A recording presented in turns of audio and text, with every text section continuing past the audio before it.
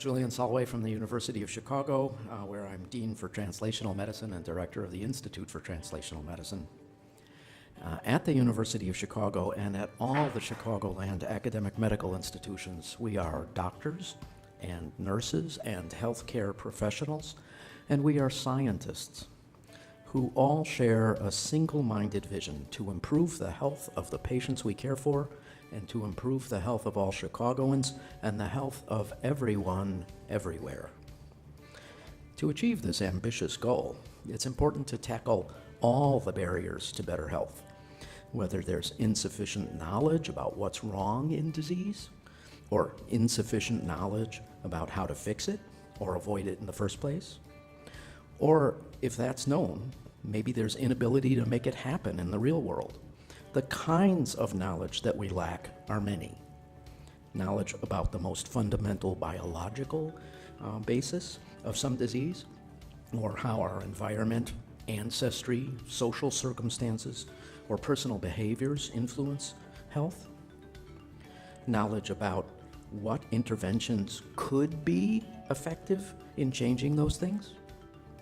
And once gained, how to get that knowledge out there, available and actually used regularly in the real world so that it becomes an ordinary, everyday part of our lives. Given the enormity of this challenge, it seems pretty obvious that no one individual or even small team will get it done alone. Instead, the collaborative and collective efforts of lots of people with different backgrounds, areas of expertise, and points of view will have to be brought in. Improving health for everyone is going to take scientists, health professionals, patients, healthy people, government, business, and pretty much everyone who has a stake in good health, and who doesn't that include, working together toward this shared goal. What I've just described is pretty much what we mean by translational research or translational medicine.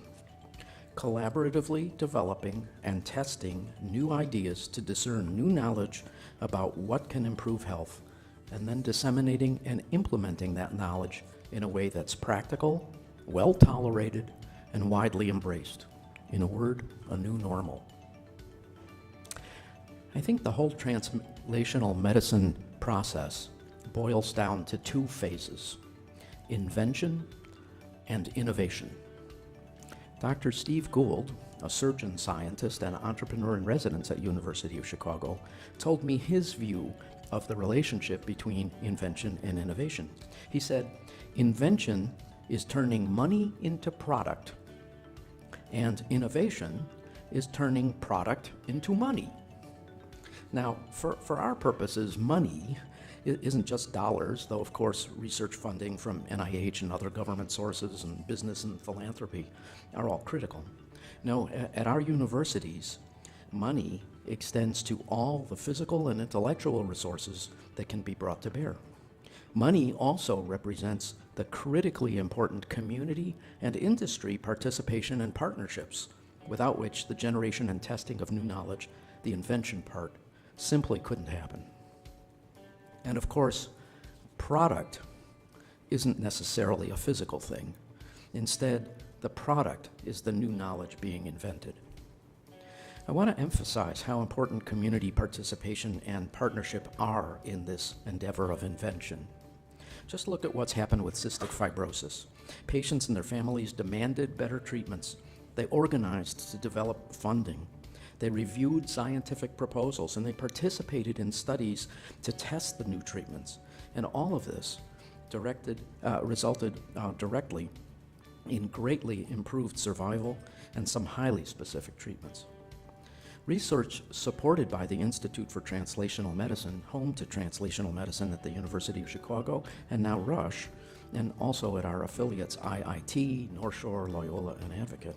This research aims to advance the invention of new knowledge at all the levels that I've mentioned, from identifying new molecular targets and developing novel drugs, to solving healthcare delivery barriers, to finding behaviors that improve people's lives. But what about innovation? Steve says that innovation is turning product into money. For us, innovation is turning the product of invention of new knowledge about how to improve health into the money of actual realization of improved health. So, innovation isn't just about taking new drugs or devices to market, but it's also about developing engagement, acceptance, and policies that enable and promote the widespread adoption and so benefit of the new invention. And count on it, this certainly won't happen unless stakeholders have participated in the whole invention and innovation cycle. Any designer, and especially our colleagues at the IIT Institute of Design, know the importance of user-centered design. What we at ITM are seeking to do is to establish a translational medicine process centered on the user, that is the consumer of health, that is everyone. We want to create an environment in which all the stakeholders together conceive, conduct, and communicate translational research that turns new health knowledge into improved health and well-being.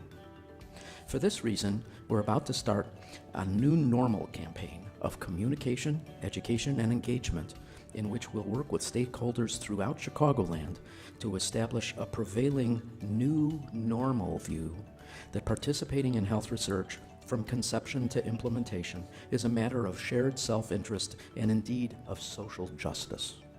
It should be commonplace and ordinary, an everyday normal thing to do, just like opening the door for your grandmother. Why ever wouldn't you do it? Viewed in this way, translational medicine is an overarching, all-encompassing endeavor, and so it's a pretty big undertaking. Luckily, throughout Chicagoland, and all the academic medical centers are collaborating together with common purpose. There are 3 large grants from NIH's National Center for Advancing Translational Science, called Clinical and Translational Science Awards, or CTSAs.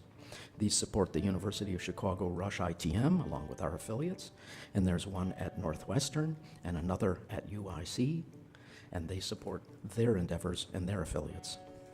And we're all part of a nationwide network of 64 CTSAs that share best practices, training, and research resources, and now participate in a nationwide CTSA trial innovation network that's meant to help clinical research get done faster, better, and cheaper.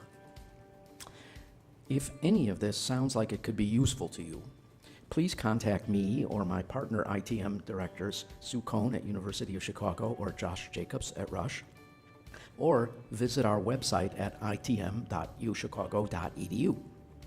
You'll notice a little gray light bulb in the upper right-hand corner that says, "Got idea? Need help?" Press it, and help is on the way. You can also visit us on Facebook or Twitter at UChicagoITM.